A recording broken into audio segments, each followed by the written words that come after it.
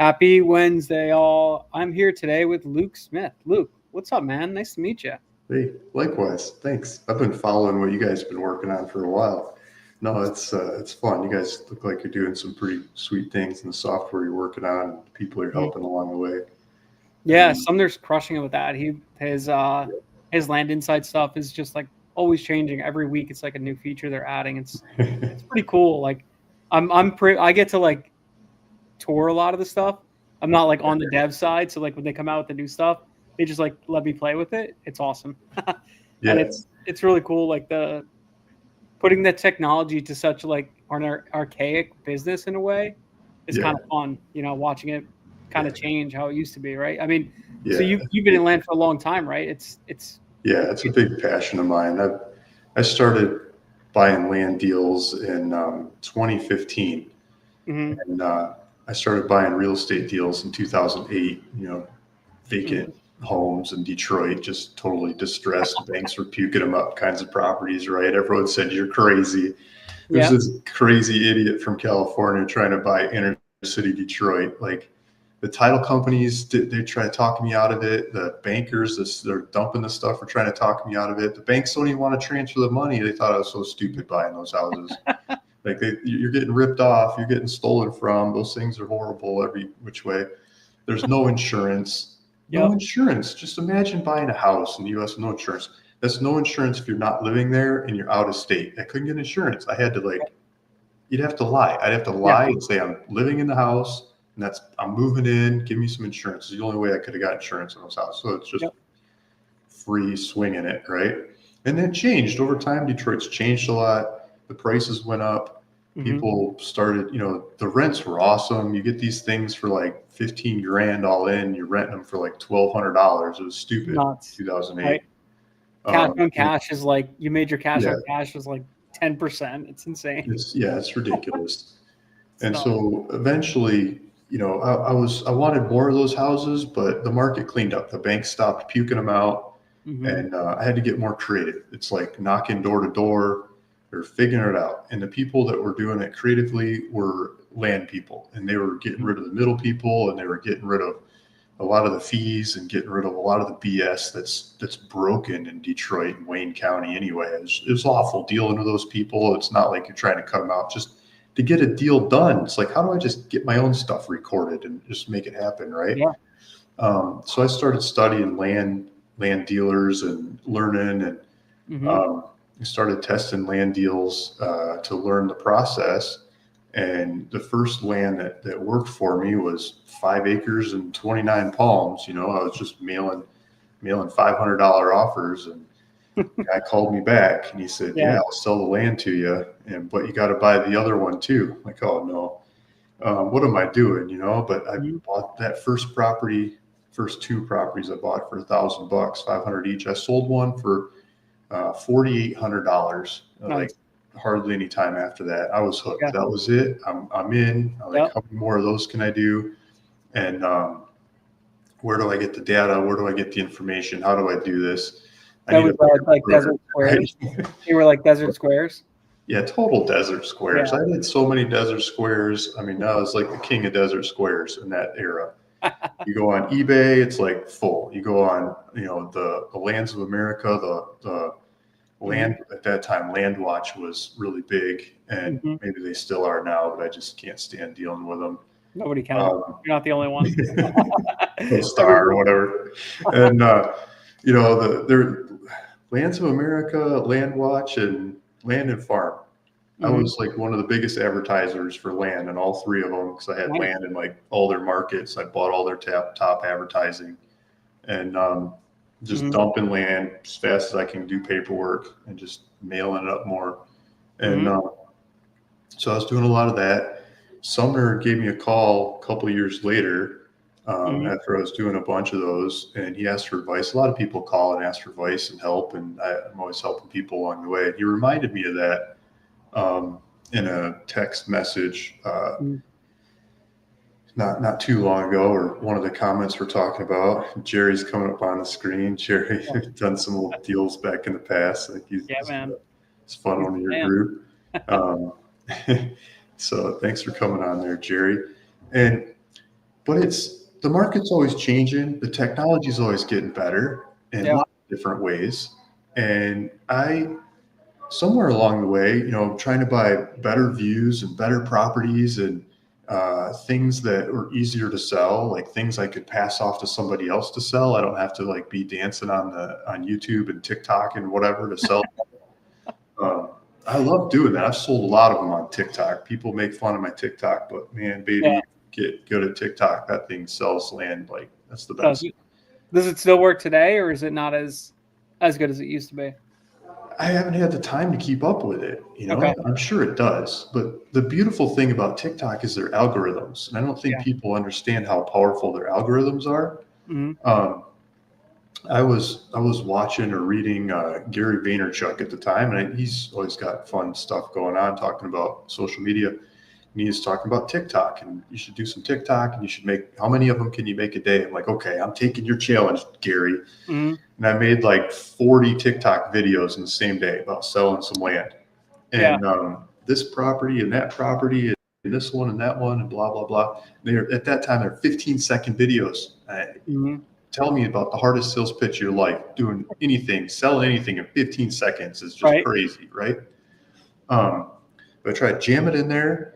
And I was selling properties and just direct people back to the website. And my name was ruralvacantland.com. And so half the comments are like, where do I buy this? Or how do I get there? How do I get to your website? And I reply, you just go to my website. And then people say, what's your website? And then other people chime in and say, it's his name. Look at his name. His name is ruralvacantland.com.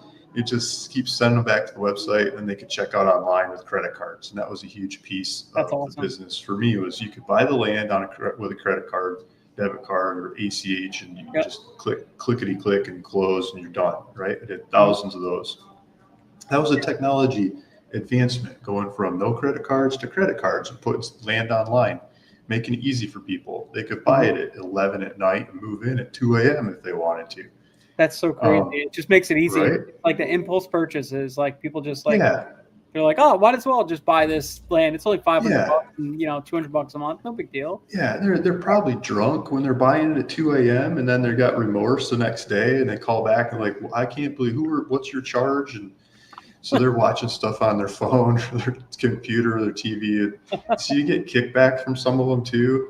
But a lot of it's great, and they just buy the stuff. And a lot of people repeat buyers. They buy more and more. You make one video about this thing, and they buy 5 others on the website they didn't even make videos about. So it really goes and propels from there. So I did a lot of that. That's awesome. And so lots of videos. But you got me off on a tangent. We started talking about TikTok. Yeah. Right, TikTok. So I made that 40 videos, and the thing about TikTok is when people ask questions like, what's your website? Or what's the price? Or what street is that? Or what state is that? Or what? Just think of all the questions that I didn't cover in 15 seconds. They ask it in the comments. And when they ask it in the comments, your ratings go up. And so the less stuff you say, the better ratings you get. Like there's more interaction with your video. And so then I can reply to them. And I could reply like in 3 different comments. What? Oh, great. Thanks. And then, give them an answer and then sell them, 5 more comments about something else. Yeah. You triple your engagement by doing that. My comments send the engagement up even more. And then you start interacting with these people in the comments and it just goes awesome. But what I never figured out or understood when I did that is that people share these videos, and you know who they share them with? If they're in Florida, for example, and they've got a friend in the state of Washington and the property's in the state of Washington, they share it with their friend in the state of Washington. And then their friend in the state of Washington says, I know that's in Tacoma and I'm in Bremerton or somewhere. And I have a friend in Tacoma. I'm going to send this to my friend in Tacoma. And, this happens from a couple different directions. And TikTok keeps track of the location of these people. And remember that location piece of information. I'm going to get to that in a little bit. Yeah. And so they keep track of the location of these people as part of their algorithm. And so more people in Tacoma start hearing about it. And if the property's in Tacoma, it's on XYZ street. They know somebody that lives around the corner or that drives by there that lives up the street. They share it with their friend on that street. and somebody else shares it with their friend on that street. Before you know it, half the street that's on TikTok, or at least their kids or 12-year-olds or whatever are showing their parents, are getting an ad for my land that's down the street. And they're like, Luke Smith's selling this land. It's down the street. There's no sign on it, but it's on TikTok, you know, and they'll go over there and they like take pictures. They make videos and like they high five and stuff. Like this is, you know, because they want to be on TikTok too.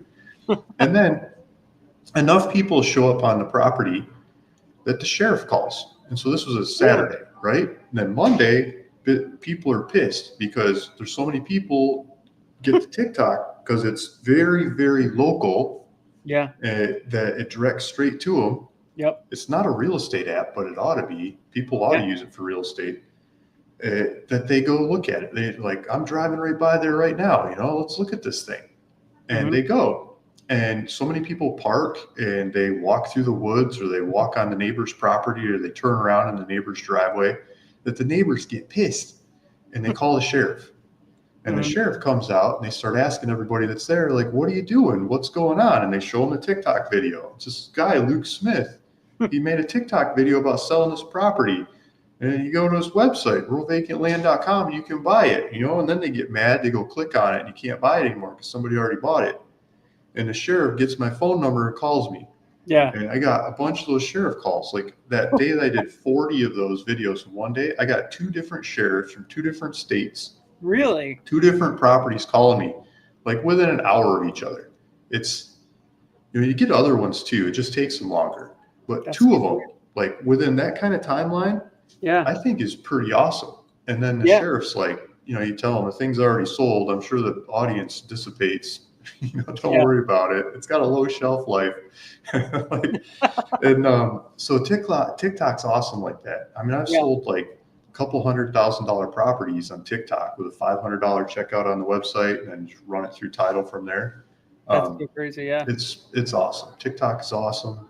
It's a really awesome tool. All the guys out there that are still selling your own stuff, you shouldn't be. You should hire somebody else to do it. But if you are, that's a tool that you can use. I mean, even if you're listing it with an agent or something like that, it doesn't hurt to even put it in something like that and direct them towards their agent, you know? Yeah, you could direct it to your agent. You could direct it lots of different ways. Yeah. But you got to be ready. You got to be ready to burn your thumbs, or however you do texting on your phone, like answering questions and comments on that thing. Because once you stop answering, like once you like go offline, boom, TikTok basically shuts you down. They don't stop, but it goes a lot less. You got to stay on. You got to like stay up all night, you know, replying. It's a black hole for time. It'll just suck your brains out. That thing just wipe you out if you try to keep up with it in the long run. You need a really good assistant to just manage it and just kind of hack away at it, you know? I think one who doesn't sleep. It's seriously. Right? That's 2 cool of them, different times a day. I know. Yeah, so it's if you're doing a couple properties, and it can be a lot of fun. If you try to go at scale, it's not fun anymore. It's like trying to sell on Facebook. A couple properties, okay. You try to go at scale, you just start getting kicked off and run over, and Craigslist and lots of them. You want to either go to bigger dollar stuff and bigger dollars per deal and hire somebody else to do it, or really build out the team and have it go full bore and have someone else do it. Have you noticed like TikTok has like a threshold of like deals that actually sell on there versus not? Like, is it more just the under like, you know, the $500 down properties, or have you sold like $200,000 properties and stuff like that on there? Yeah, I've sold $250,000 properties on there. Like it's on Puget Sound, looking at the water. Like, here you go. Orcas swimming by. Show them like a half-second video of some orcas going by. Yeah. Big freaking trees, you know, utilities. Here you go. And gone. They'll do the $500 checkout, and then you go run it through the gamut. You know, regular title from there. I like to do regular title on the bigger dollar ones. And I don't like people doing chargebacks on their credit cards. Do you do like seller finance on those like larger lots? Is like pretty much mostly what you sell seller finance? No, I got so burned out of seller finance. I'm sorry. Everybody does. Promoting, but you know, I had a consulting call a couple days, maybe last week or something. This land dealer put together this big portfolio of seller finance properties. I've been giving him some instructions, a little help here and there along the way. Mhm. And he's been doing some awesome deals, stacking them up. He's like, I'm out of capital. I got all these deals I want to do, but I need money. And how do I juggle this? And that's the constant strain of the land business. You're either land rich or you're cash rich, and you go swinging back and forth. And it's always really hard to get some normalcy in that. And so he was really seller financing land rich, right? And asking for advice and the best way to unload those notes, and who to sell them to and how to sell them, the best ways to do them. And so I was helping him on that. And it's like, you've reached it. I just want to high five him and hug him and kiss him at the same time. It's totally not appropriate, but it's like, this is a big milestone in your land career, right? You are realizing that notes are not the solution for the rest of everything. It's a great way to move the problem properties and the ones that, maybe you paid too much for and everything else. But like, is the strategy, if you just wait a little bit longer, you sell the thing for cash, and then you could use that cash to go buy another one or two more and sell those for cash. And the compounding factor is a lot better than selling things for notes. Notes, I had it pretty dialed in, though. I kept a lot of statistics, and my cash price. I mean, I could get like 2.5 times on notes price. Yeah. If I had both of them, I've moved the prices around on my website, and right about 2.5 times would be 50-50, where someone took the cash or the note deal. A little bit higher on notes, it would be more towards the cash. A little bit less on notes would be more towards the notes. Right. That was kind of like the tipping point, if you will. Yeah. But, did you ever like take all your notes, bundle them up in a portfolio loan, and then just borrow against that? Like kind of like note hypothecation and stuff like that? Because I have seen people do that. Instead of selling their notes, they basically bundle them up, go to a bank and say, I have all these performing notes. I want to get a loan based off that. And they'll give you like 50% or 75% of the value. I did a version of that. I did an FHA loan against my business that the cash flow was the notes. Yeah, there you go. So you could get better interest rates and higher leverage that way. But they max out at like 500 grand if you don't use the assets as collateral. And like, to use the assets as collateral, it's like I gotta like list them all out, and I gotta update them every time one's paid off or another one joins. And it's the same dance with insurance companies. Like, you're try to get insurance on your business, and a lot of people ask me that too. What insurance? How do I do insurance on the land business and all these catastrophe things? And it's like, dude, I dare you to get quotes, but make sure part of that quote is like your accounting of your assets. And if you have a bunch of these small dollar land deals in there, like, you got to keep updating them. You got to update them and update them and update them and update them all the time. That's a ridiculous piece too. That's another reason that I think it's better off just get rid of that part of the business. Let somebody else focus in on that and go higher quality deals. That's what I've been focusing on, is just like, how can I sell a cash deal, make a minimum profit, 40K per deal, and just scale. And then also like get these subdivisions in and just do one purchase for 30 sales instead of doing like the other way around, 30 purchases, 30 sales. I'd rather do 1 and 30 than 30 and 30. So it's not easy, and you got to raise the capital. Because you're smart. It's because you've got something going on between your ears, right? That's what people do. Like, you meet these milestones in your career. Like the consulting guy I was just giving an example to, he realized it's time to move out of his notes portfolio. And will he keep making them in the future? Probably. Will he make as many of them? Probably not. He'll probably do a lot more cash transactions going forward. And he's going into a lot more splits, like minor land splits. I've done hundreds of minor land splits, and they're a lot of fun. Take the property, and you make sure you don't really have to ask somebody's permission to cut the thing up 3 ways, 4 ways, 5 ways, 12 ways, depending on what the local regulations are, and go sell them off one by one, or maybe in little packages. Like, that's awesome too. That's so much fun. I've sold so many properties like that. I have a big passion for that. And then somewhere along the way, you figure out that you could sell the whole portfolio of these splits to a developer in one sale. I don't have to sell 30 different times. I could sell them all to the same person And I could talk to them and I could get their recipe of what they're looking for ahead of time. And I get exactly down to exactly what they're looking for.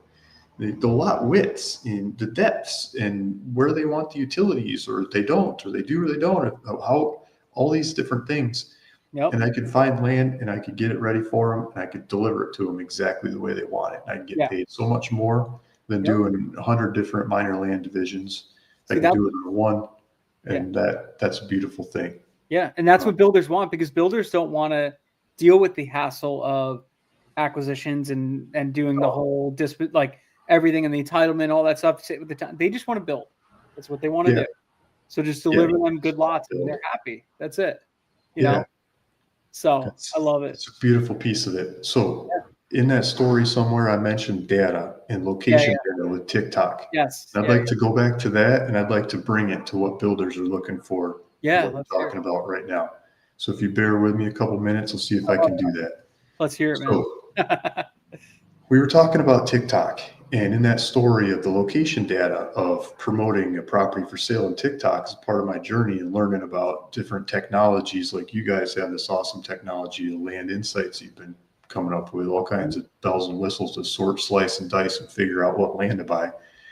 There's other technologies out there too. And one of them that I'm really at awe about and amazed and have used for a couple of years is location data. And you probably have your cell phone right in front of you or in your hand or in your pocket or whatever. And somebody in there, like TikTok or Google Maps, or I don't know what other apps you have on your phone, someone in there is probably selling your data right now of where you're at, how much time you're there, and what you're doing, basically. And they have taken that data and they have merged it with your education, your income, the value of the house you live in, whether you're married, whether you have kids, all this kind of stuff, all this market information. And whether you like that or not, that data is out there and it's available. And in today's markets, you can buy that data as an entrepreneur like you and I, or data geeks, right? Figuring data to make deals happen. That data is interesting to me. So TikTok keeps track of where you're at because they want to be able to serve up videos that are progressive to you, that matter to you or your kids or whoever's using TikTok around you. And they figure out if it's the different language and a different look and feel and a different everything, it doesn't apply to those people. But if it's about that town and about that street and about that tree downtown that everybody knows because it's shaped like it's going to fall on the street or something the kids like to make videos about, everyone in that town cares. The next town, they don't care. And that location data is huge for TikTok. But if we could leverage that location data for real estate in other ways, that's interesting. And so I've sent mailers. I kept up 50,000 mailers a month, pretty solid for a long time. I sent lots of mailers, lots and lots and lots of mailers. Like a lot of people, they probably have 15, 20 mailers from me. Some of the kinds of properties I sent mail to, right? And I talked to lots of them, and done bought and sold and everything else. But somewhere in there, some of those mailers landed on some commercial properties. And I was trying to buy properties for houses because I'm used to like house goes here kinds of properties, right?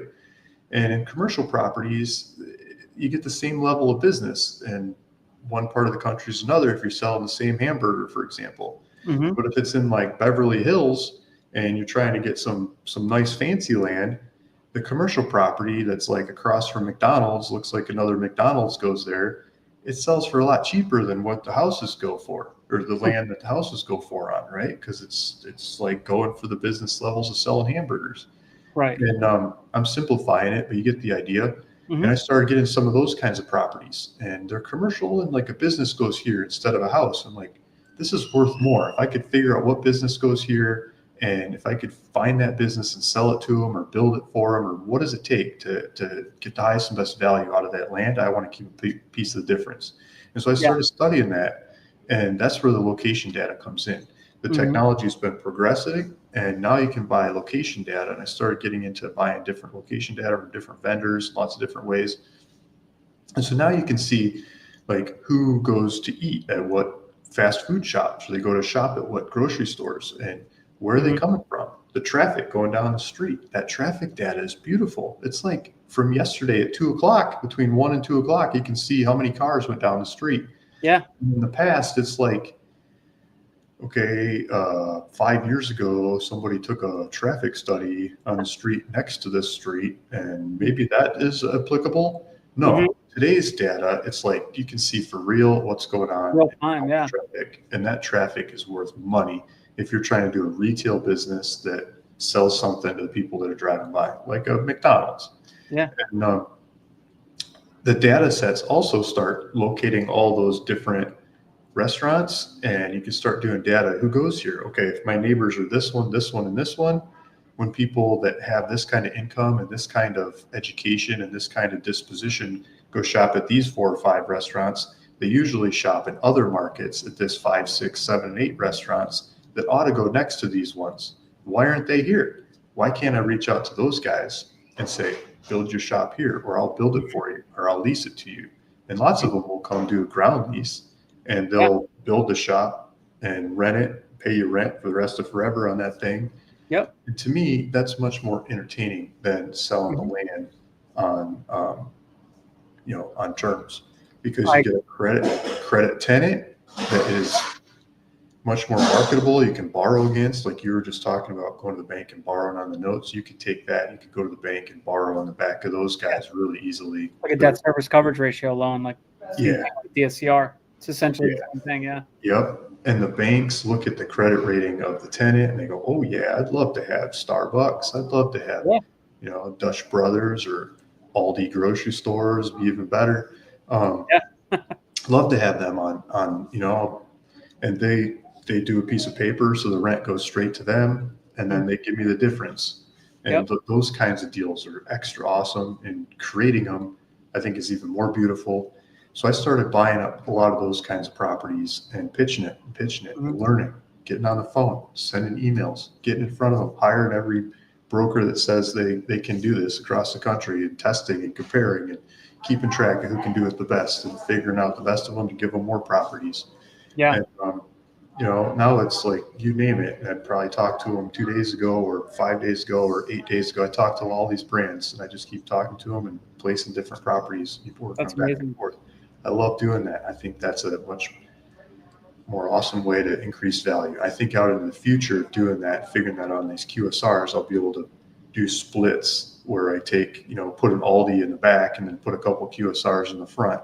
QSR being a quick service restaurant or a gas station or something like that in the front. And I think those kinds of splits will be even, I've done so many minor splits in the past, but doing it in commercials with tenants, I think we'll start stacking a couple different plays and make even more money. I haven't done that yet. I want to do that. That's what I aspire to. That's what I hope to do. But I'm learning along the way. What I love about what you're saying though now is like, you don't necessarily have to buy the property at a major discount. You could potentially just work with the seller and say, look, this is what I do. I'm the middleman with the contacts, and I'll get the property sold at whatever X, Y, and Z price. So like, you don't even have to mail them at 50% of market and hope they call, right? You could potentially call them and say, what do you want? Name your price. I'll go after it, kind of thing. Yeah. And you'll make your money. Call them on the phone and they're listed on the market. Yeah. Like, you don't have to. I'm probably the crazy fool out there that was still doing my own mailers. I've hired a bunch of mail shops, but they were never fast enough. And did I know if this stuff actually went out? I'm always waiting. Like, I hope they actually sent it. I get too nervous. I can't stand it. I just got to make it happen. So I started with some smaller printers and, smaller loads of paper, sending mailers out. I got some smaller inserting machines, and I got some bigger ones. I traded those up for some big ones. I got to start getting a better electrician because the neighborhood starts going down with my printing press that I bought. Like, the truck's too big to drive in the driveway. It's going to crush the driveway to put the printing press in the garage. Yeah. I bought the biggest stuff I could get, the fastest, put a whole, Yeah. I was buying pallet loads of envelopes from China during COVID because you can't get freaking envelopes from the US. Yeah. How fast can they ship them? Priority, baby. Come on. Yeah. Put it on the plane, not on a boat. I need my envelopes. Yeah. Are you still doing that today? Like, you're still printing it? No. I sold the whole thing. And the guy that bought it, I've done a bunch of work with him. he helped me fix those machines always break. And I Yeah. had backups, I had backup parts. So he would come to my garage and be like, Luke, I need a part for this. I need a part. He fixed them all over Los Angeles and San Diego area. Mm-hmm. He's like, Luke, I need the parts for this. I'm like, I got backups for that. And so he'd buy backups from me and then trade for helping fix my machines. And then he'd go fix other machines. And so I was like his parts warehouse to keep him going. Don't have to wait for your shipment from China. We'll order some more and, I'll dance in between. But he bought the thing from me. He bought the whole setup from me. And he's like, I'm going to run this. And he's like, next mailers, hire me and I'll give you these great rates and everything. I'm like, nope, I'm done, dude. It's just like selling that portfolio of notes. I'm done. I don't want Are you still sending mail? Are you still sending a lot of mail? I've stopped. I stopped, Really? I sold the whole shop and I stopped sending mail. You don't send any mail at all? No, I was sending mailers to find tenants even. I was sending mail. I got like vacant Burger King, for example, and mail 5 states around there, everybody that goes in this 3,000 square foot vacant Burger King. And I call them all, email them all, and I'd get responses off the mailers too, like the regional franchises. You get them by sending mail. But I mean, I built the database up. I got better sets of data. It's a lot easier to just pick up the phone and call them and or send them a text or an email. I got this property. I get a lot quicker responses. I don't have to send the mail anymore. So your acquisition process, you've eliminated mail completely now. You're just focusing on all like cold outreach kind of stuff. Yeah. It's and they love to hear from me. It's not cold when they're marketing to sell the stuff.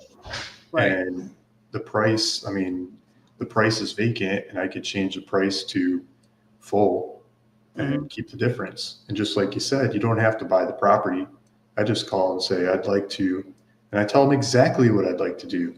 I would like to get this under contract. I want you to take down all the marketing, make it go away. I don't make them take the sign out of the front lawn or the window or all the digital stuff. Take the numbers down, make it go away. And I'll go talk to other people I'm talking to, working with, brands. I'll tell them the brands even. I'll go talk to my contacts at that brand and this franchise versus that franchisee at that brand. And I'll grab them by the ear, and I'll drag them over here, and I'll tell them this is their next property, and I'll negotiate a deal with them. And if I can, then I'll close with you as fast as I can. I'll go run with them from there. And if I can't, then I'll cancel with you, and I'll say sorry, and I'll tell you exactly why, and I'll tell you who I talked to, and I'll tell them everything that I went through. This was the kickback. I got this, and I got this. These were what happens. These are the people that toured it. This is what they had to say. This is, Yeah. And one of those deals just not that long ago was the T-Mobile. It was, I don't know why I can't think of the burger chain right now. Whatever. It's a red book. I can't think of the name right. It's a burger shop. It was in Mississippi. And I had a contract to buy it. T-Mobile came along and they said, we've got the thing. We'll put T-Mobile in there. And I'm like, yeah, it's great. And negotiating the numbers. T-Mobile sounds good to me. They wanted the TI. They wanted like the tenant improvements and how much rent they're willing to pay. It was like, it was really close, but it wasn't enough. Like I'm not going to make enough to really pull it off. And so I went back to the seller and I tried to renegotiate. He wasn't budging. So it's like, okay, here's T-Mobile. Here it is. You do the deal. I think you'll be great. And then you go sell it as T-Mobile. And I'm just going to duck out of the way. I did everything for you. I'm not, it doesn't work for me. And there's some goodwill, but it works for you. And here you go. And it works for T-Mobile. It works for him. It works for everybody. And I just duck out. But if the numbers were better, I tried pushing T-Mobile. I tried pushing all the numbers. I just couldn't push them enough to get it to work. But sometimes that happens, right? In other ones, the numbers work better. Yeah. So that's a piece of it. That data. So maybe did I do it? Did I link the TikTok data back to? Yeah. So basically, you're tracking the data trends and where people are going for all their stuff to then source where you need to go to get land to then sell it to the people that are whatever that are going to build there. And you could use that data as leverage for that brand and say, look, I have the data. I'm the data nerd. I track the data for this area. And these are the people that are with the foot traffic and all that stuff. You go do your due diligence, but here's your next site, and this is why. Like, Yeah, and you show it to them. You it's show them how genius. much It rent really they can is. pay based on the neighbors, based on how much business the neighbors are doing. Yeah. It makes it much easier to negotiate rates and figure it all out. You're just the Okay, I modern day missed. Ray Kroc. That's all. Yeah, You know, exactly. I You love were it. asking about subdividing and linking that data back to neighborhood. Yeah. So let me see if I can get that piece of the story. So Mhm. I was mailing different mailers. We talked about this deal just before this call. Yeah. I was mailing mailers for vacant land, for commercial land, for places that fast food or retail, high traffic retail properties could go, and especially land that's near other highly ranked, high traffic kinds of businesses. So when you rank a bunch of the businesses like a Starbucks, the top 100 Starbucks, good luck getting land around the top 100 Starbucks, but maybe number 101 or 102, it starts to becoming easier to get land, right? And so I was mailing offers to those kinds of properties, and not just Starbucks, but lots of different brands like that make sense. That would be nice to be next to really opportune ones. And I got this piece of property. It was in Huber Heights, Ohio, and it was 6 or 7 acres or something. And it was behind, near, not right up front, but kind of, the traffic goes by one side of it, but not two sides. Two sides would have been better. It wasn't it was a hard corner, but one side has the traffic, and then the shops are next to it. It's got the Firehouse Subs and the Jersey Mikes and like a half dozen sandwich shops. All the numbers are just banging. And a lot of the other retail shops are just doing really awesome too. And so I mailed the thing, and I got it for like 128 grand, and I bought it up and started marketing it. And I'm thinking this is going to be retail, like a strip mall or something kind of thing. And everyone that looked at it and liked it, I got bids within days of putting the thing up on the market. They started outbidding each other. I started asking like 400 or something. They bid each other up to 525 in no time. Nice. They all wanted to do trucking stuff. Like they wanted to take trucks apart. They wanted to fix trucks. They wanted to have stuff coming and going, like smaller logistic facilities and that kind of stuff. Because there's a nice turning lane that went into the property, and the traffic is just really set up for it. It's close to the freeways. And so I was calling the city, and I was asking, can you take trucks apart? Can you park trucks? Can you have this much truck traffic coming and going? And all these different questions about the usability of the property. And if I could get that to click, I could sell it to these guys that were bidding on it and trying to figure out the best buyer for it. And the city said, yes, you can do like all these different things. And so it's great working with the city. And the guy on the phone, the main guy at planning and zoning, said, but Luke, is this property for sale? Like, how did you get this property? And so I sent a mailer, and they accepted my price, and I bought it, and I bought it from them. Like I never saw a for sale sign or anything. Like, no, there wasn't. It was a private transaction. Yeah. And he didn't even ask me how much it was or anything. He could probably see it. He's like with the city and everything, right? Yeah. And he said, I've been commissioned by the city council to get a new Department of Works. And this would be the perfect site for Department of Works for the city of Huber Heights. I said, that'd be great. This is going to take forever to sell it to the city. It's going to have all these inspections and all these timelines. And you guys are going to pay me like a year from now. Like, I'd rather sell it to these trucking guys that can pay like right away. And he said, no, we can do it. We've got to get it approved by the city council meeting that's next week, Thursday or Friday or whatever it is. I'm like, how do we know it's going to get approved? I could sell it to these other guys in the meantime. Guaranteed, yeah. Literally got me on a 3-way call, and he called all 9 city council members, like ding, dong, and saying, I found the property and we've got to get this approved. And basically all of them agreed to approve it at the next meeting. Yep. I was like, that's pretty awesome, right? This is the guy at the city. I mean, this is awesome. And so I went with him, because if I sold it to somebody else, like, how are they going to get permission to do anything on the property when the city gets cut off by this guy who is like the chief hoo-ha-ha of the city, right? What you can do there. Yeah. And so I told the other guys that I'm going to go with the city, and they all start bidding against each other. They ran it up to 700,000. I was like going to cry. I bought the thing at 128. And man, I could have sold it for so much more, but I went with the city, and they Yeah. did. They paid, they closed quick, and it was all cool. And I got to know the people at the city. That's the biggest thing is like because you sold to the city, now you built that relationship. Now all the deals downstream that you're going to do are going to probably be easier. Yeah, right. Or good And so grade. I went back to the same seller, and I said, "What else do you have?" And the family is the Huber family. It's Huber Heights, and she's like her dad built everything around there, and she ended up with all the rest of it, right? And so she said, um, had this 24 acres, and I'm like, okay, so what? Can we do it for the same dollars per acre as the other 6 acre or the other one I just bought? She said, yeah. I'm like, okay, that's great, but I got to figure out what I'm going to use this thing for. I need some time. And so I asked her for 6 months. And so she gave me 6 months. I didn't have to put a deposit down or anything. So I got it for 6 months. And then during that 6 months, I did a lot of work trying to figure out what to do with it. I had it sold a couple different times for like 1.9 million and then 1.8 and 1.7 to like different people, and who didn't close for whatever reason. Yeah. And I kept lowering the price, and 1.5 I had a good long run at that. It didn't work either. Eventually, I got an apartment complex guy that wanted to do apartments, and so we went through entitlements with the city, and the city, go back to the same guy and ask if we could do apartments, and he got it approved for conditionally approved for like 119 unit apartments, which is pretty good. It's 24 acres, 119 units. Like, this is great. This is going to be awesome. And the interest rates changed, and the apartment market fell apart. He welched on me and took off.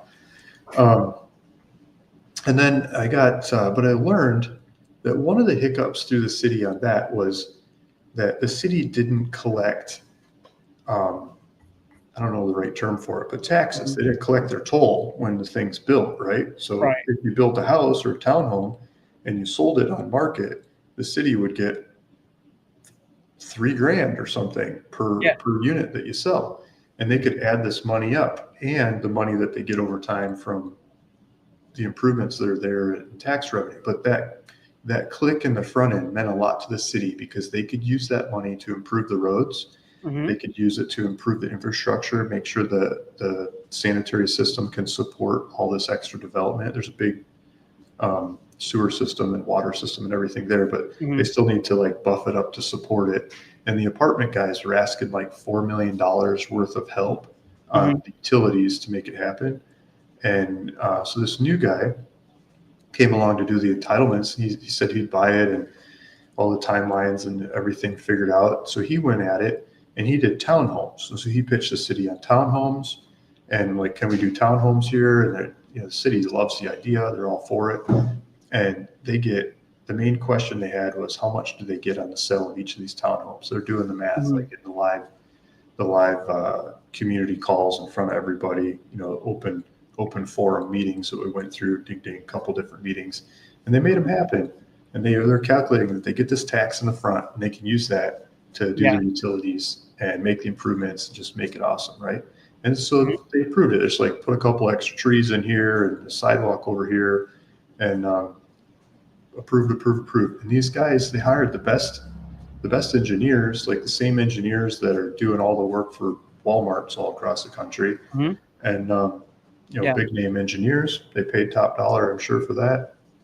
And they show up to the meetings, they do the presentations, and they made it happen. They put the money up for that, and they did the entitlements. They did an awesome job of the entitlements. And while they're doing that, they had it sold to like half dozen different home builders. They got bids, I should say, not sold. They had bids from half dozen different home builders, and one of them they went with, this big one, regional one, and they paid. So closing was supposed to be yesterday, but it looks like today, and just before this call, emails were flying that it's closed. So the wires are headed out and it's happening. So it's like, oh, okay, cool. So that one's not on my books anymore officially as of like right now. That's an awesome one. Good long run. So they made 159 townhomes out of 24 acres. That's great. And being in the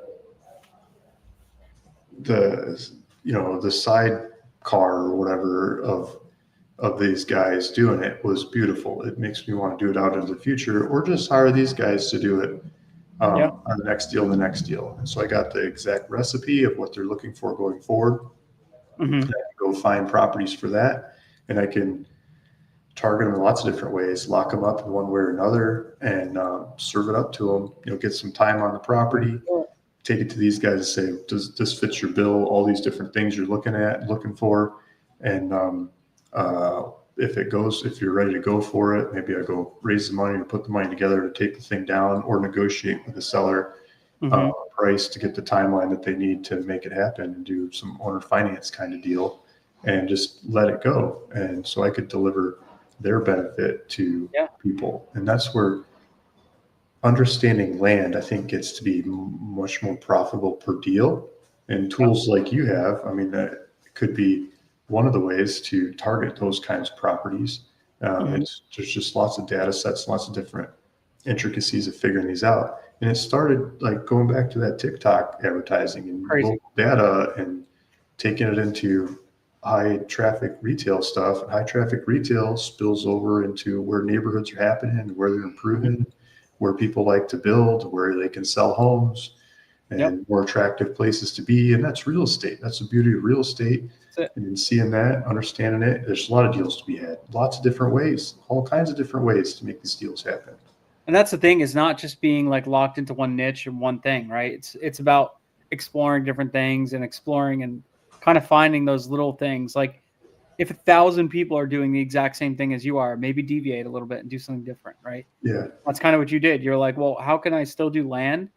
Land is, maybe it's getting saturated. Maybe it's just boring to you now. You want to change, right? Yeah. That happens. Like, growth. Yeah, you want growth. You want to change things, right? So how can I do that?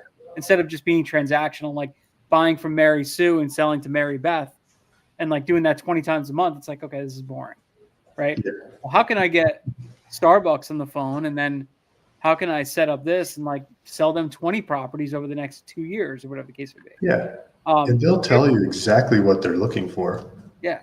Do you ever do land leases or anything like that and like hold long term? Yeah. I haven't held long term. I aspire to, I want to, I hope to.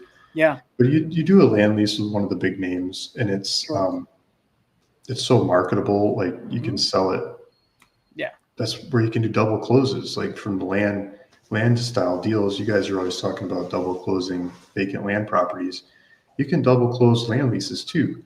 You can take the Dutch Brothers, for example, that's doing lots of them. They're scaling down as their mix of land leases is less this year, they say, but they'll still do the same number of them. They'll just do more build to suits. Yeah. But they'll do a land lease. Like if you have the perfect location for a Dutch Brothers and you sign them up, they'll pay rent. They'll pay 120 grand or something a year in rent, and you can take that 10 or 15-year contract with some options on it to the brokers. You can go find who's selling the most Dutch Brothers or the best or the fastest or whatever brokers, and say, hey, sell me this Dutch Brothers. I'm going to close on, the 30th of 2 months from now. What price can you give me? I want it to close that day or before. Do it. Let's make it happen, and double close that thing. And your room from land to land lease, there's so much room in there that you can just price it in. You don't have to get the top price or the best price on the market. No. You can just get close, and these things are liquid on the backside. It's not like vacant land. You get that name, you get the Dutch Brothers or Aldi or some name like that, and it's liquid. There's a bunch of investors that love to eat those things up. Yep. And it's almost like buying a triple net lease product, and it's very similar. Yeah. True. It is a triple net lease product. Yeah. It's very, very similar. Taxes are a little different, I guess, but taxes are different, things like that. It's funny because like when I first the reason why I got into land is I went to Tennessee to look at a hotel I was going to buy. And I went there, flew out there, met the guy that was selling it. He was this broker. He's been in real estate for a long time. 125 unit hotel in Townsend, beautiful place. I loved it. Looked great and everything like that. Talking to the guy, I'm like, dude, this is great. You live locally. You got this hotel. Like, why are you selling it? Like, you know how to operate, you know how to do everything. He's like, I mostly do land. I'm like, okay. I'm like, yeah, whatever. Why land? Like, whatever. And he's like, come by tomorrow. I'll show you one of my properties. So he takes me by. He shows me one of his properties. and he's driving by. We pull up. There's like just the side of this mountain in Tennessee. And he's like, yeah, I bought this for 400,000. I'm like, okay, cool. What do you sell it for? Like, whatever, 500.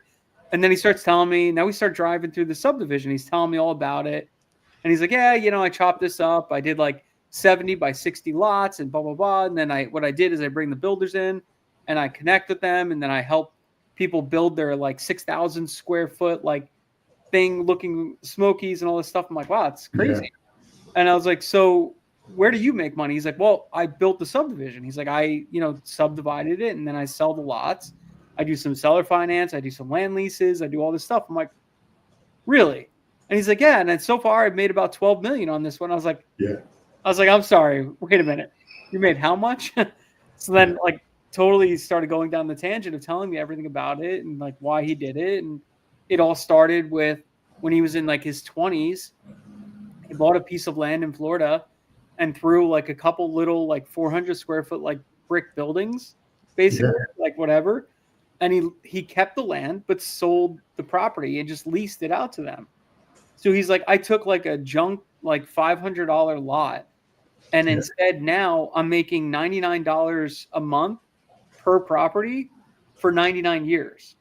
So he's like, forever I'm going to make money on this thing. He's like, it doesn't sound like anything like when you're like, but whatever. But over time, like my ROI on that thing is insane. And it just like struck a chord to me. I'm like, I'm about to buy this hotel. I'm going to spend 1.5 years, 2 years fixing it up, renovating it, increasing the profit margins, doing all the stuff, whatever, to then wrap it, sell it, make $1 million. Right. Yeah. I was like, this sounds great. I thought that was a great idea. And then this guy like broke my brain when he's like, yeah, just buy the land, chop it up and sell it to people. They deal with all the rest of the crap. I'm like, why have I never heard of this? Like, it was just so mind blowing. Right.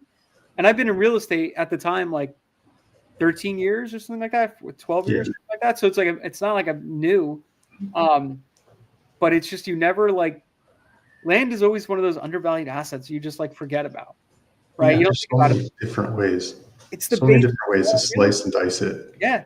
It's crazy. It's the basis of all real estate. Without the land, there's nothing else. So if you could control the land, you basically control the deal. It's crazy, So it's just interesting. I love your new approach too. So like, are you dealing anything with like vacant land, like rural vacant land, or just mostly focused on these like I guess would they be entitlement plays kind of thing?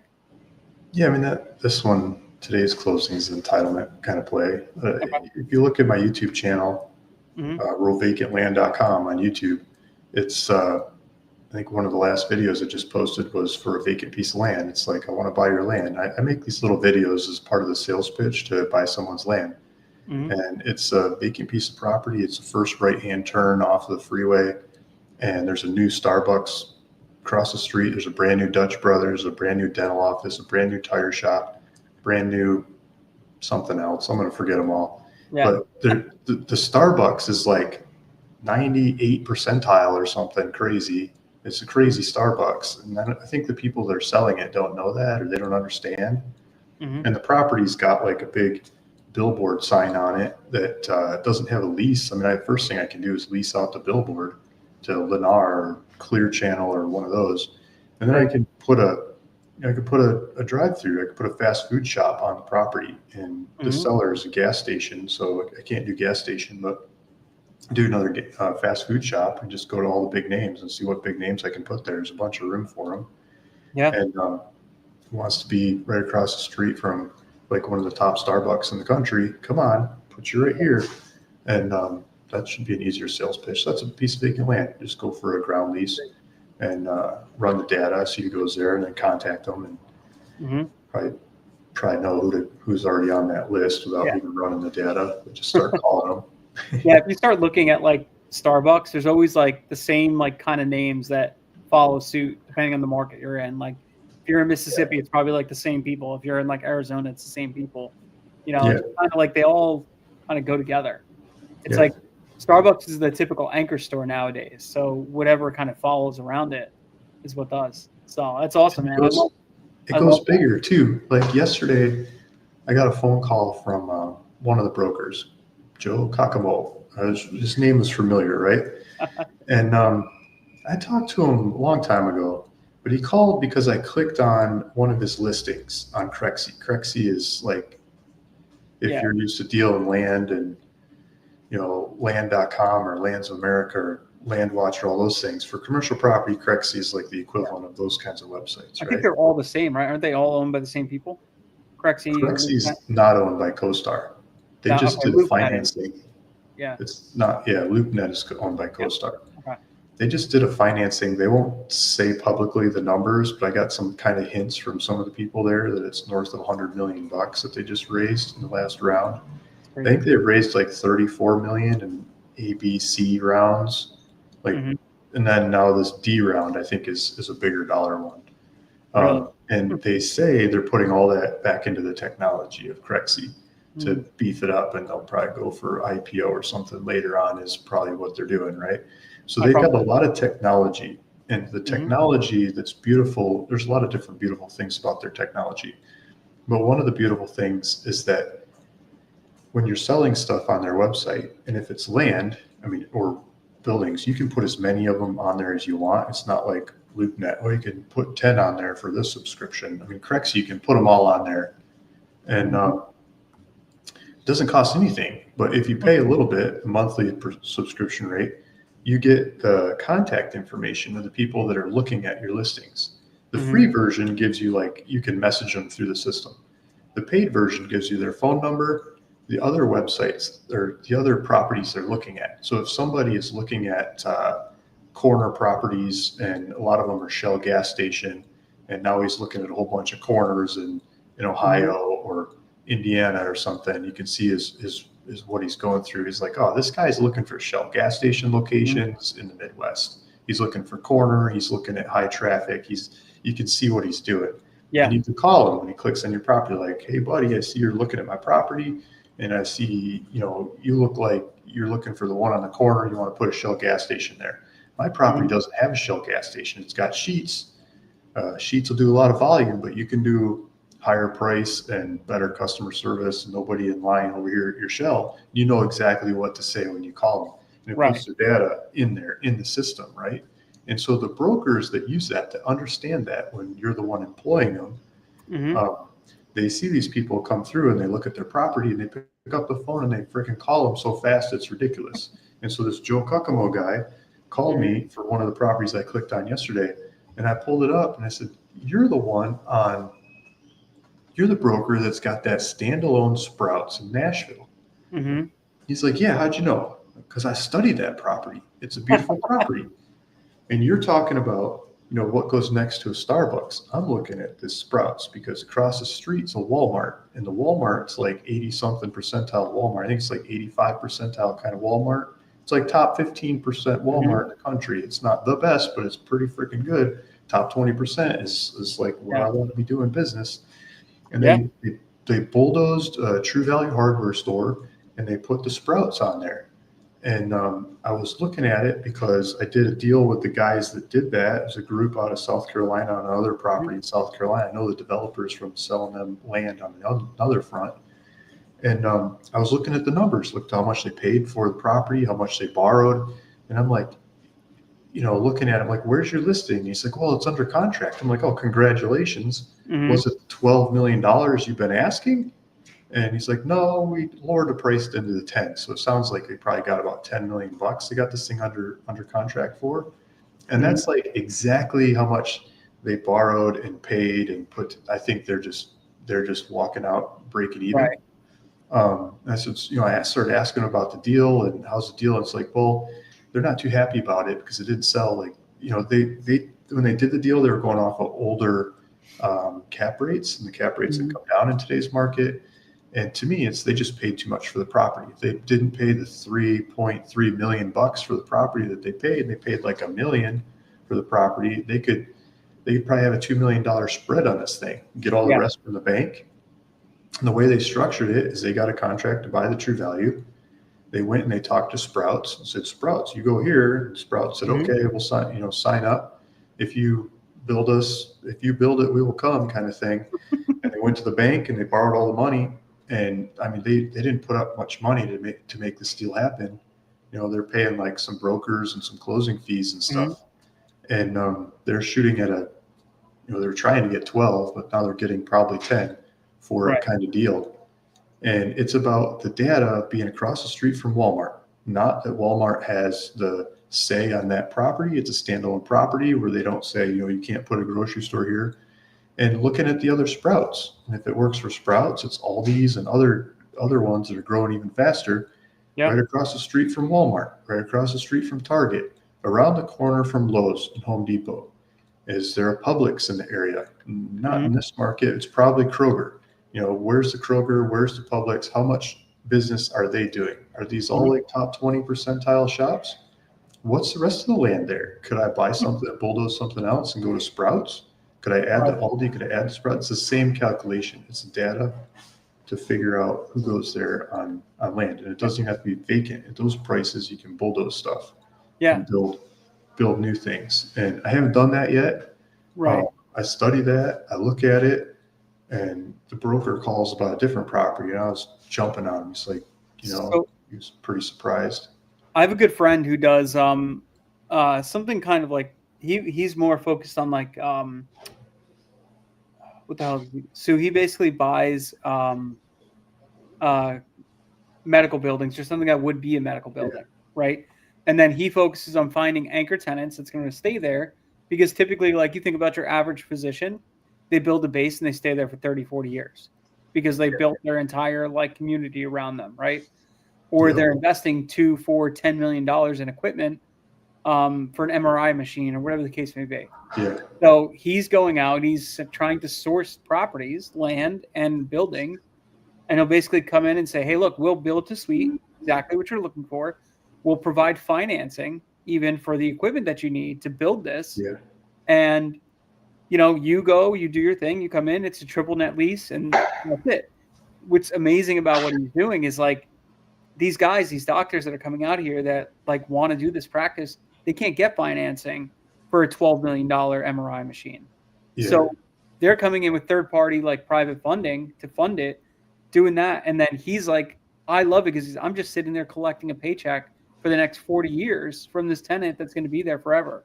And they're not going to leave, It's just like, he was big into like multifamily and all that stuff. And then he got into this niche and he's like, I don't know why I didn't find this earlier, and it just makes total sense. And the way our country is going with everything and everybody's getting older and all that stuff, it just makes total sense. Right.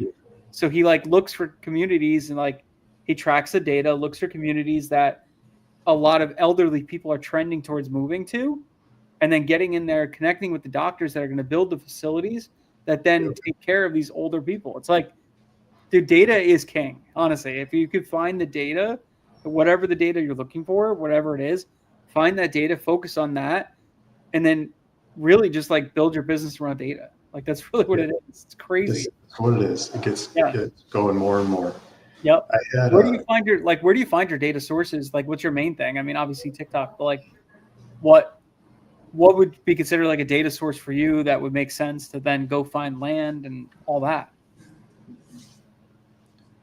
I like to reverse engineer deals. And so I got a little community on School. I don't know if you ever use School website, but I've been having fun with that. I got a little free community on there, and we reverse engineer deals and talk about it. And it's school.com / no, I'm going to forget the link. If you go look up any of my recent YouTube videos, you'll see it in the description. Reverse engineering. Reverse deal finder. School.com / reverse deal finder is the link.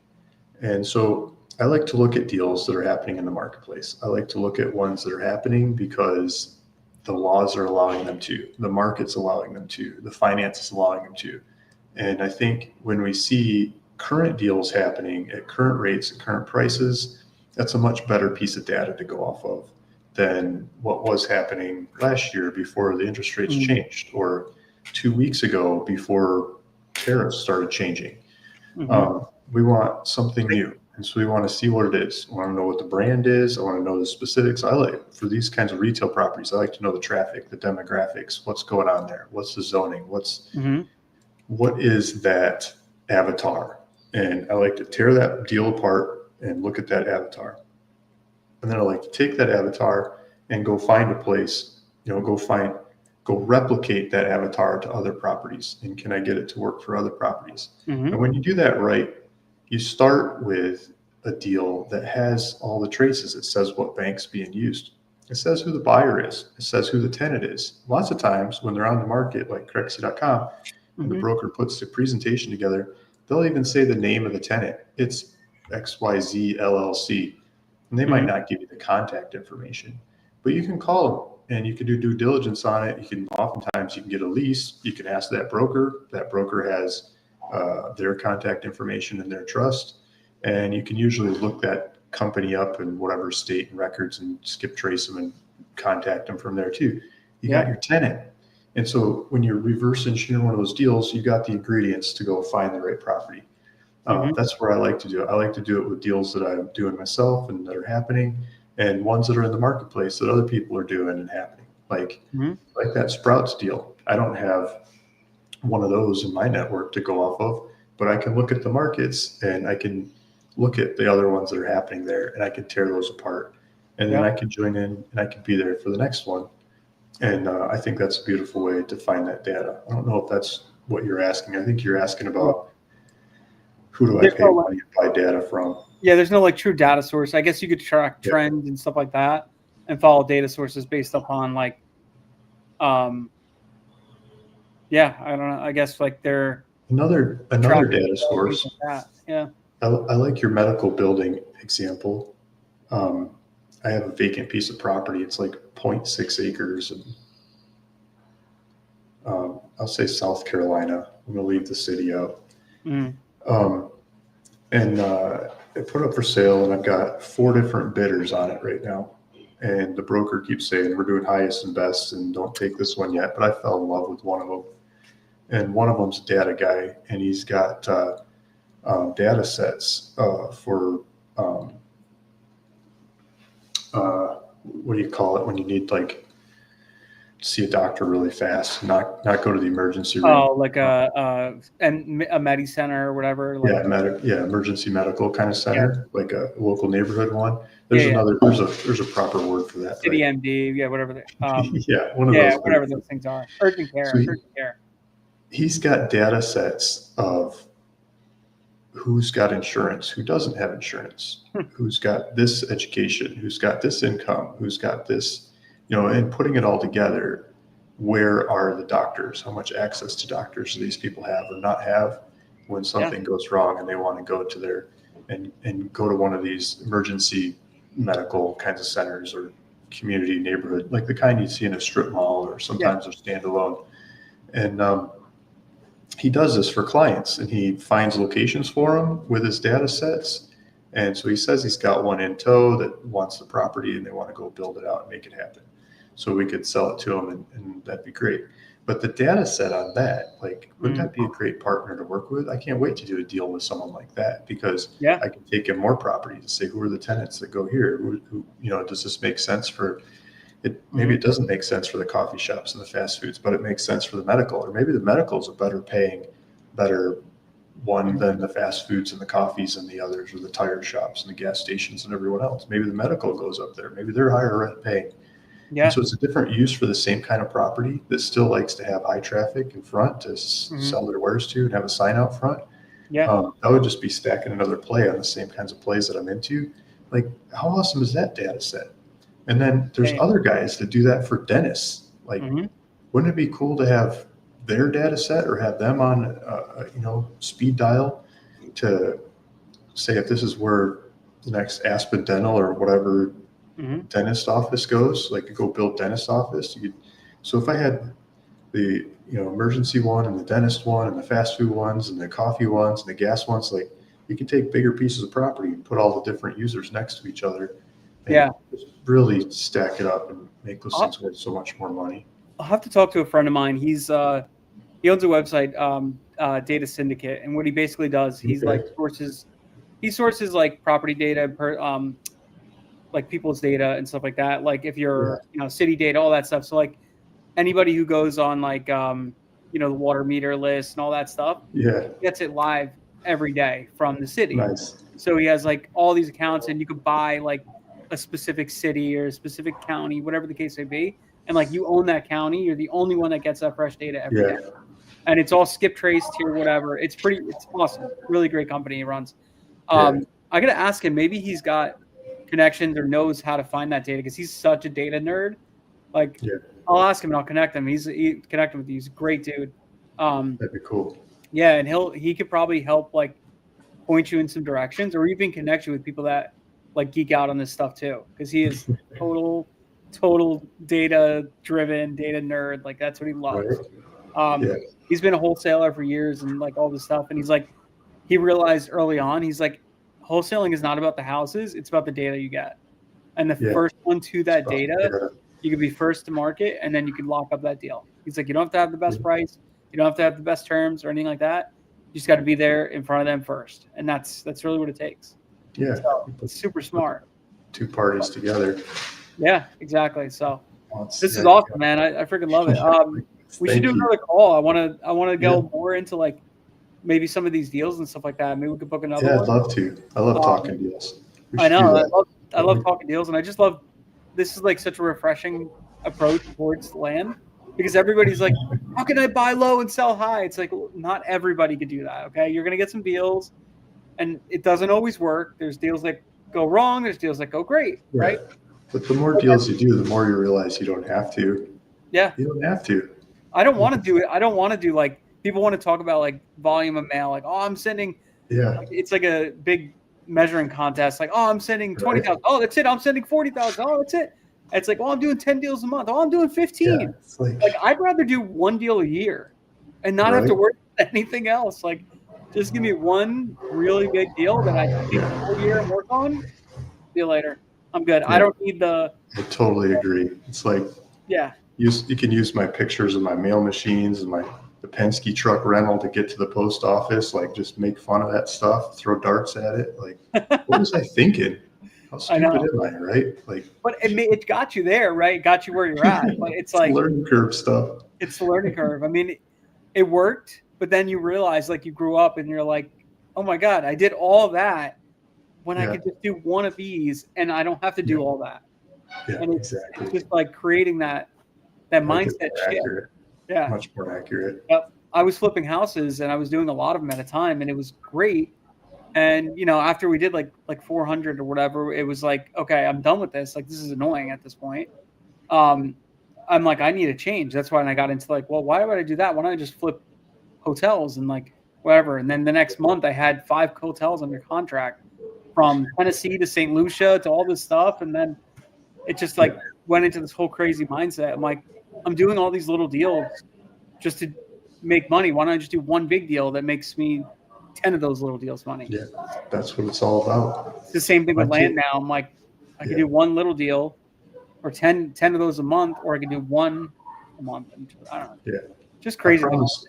I promised my kids we'd go snorkeling. We're in Mexico. We've been traveling we were in Bali for a good while through the winter, and we were in Sweden before that for the summer, and we've been traveling around. But right now we're in Mexico, and it's beautiful. Yeah, do your thing. The wind's down, and the kids are getting ready. And it's like, this was our time to go hit the water, do some snorkeling. Yeah, I got to go coach soccer now, so I'm going to go do that. Awesome, man. Dude, great connecting. It was great meeting you. Likewise. Thanks for having me on. Yeah, let's do this another time. Doing it again. Sounds great. I'd love to. Awesome, man. Nice meeting you. Thank you. Likewise. All right, later, man. Bye. Thanks.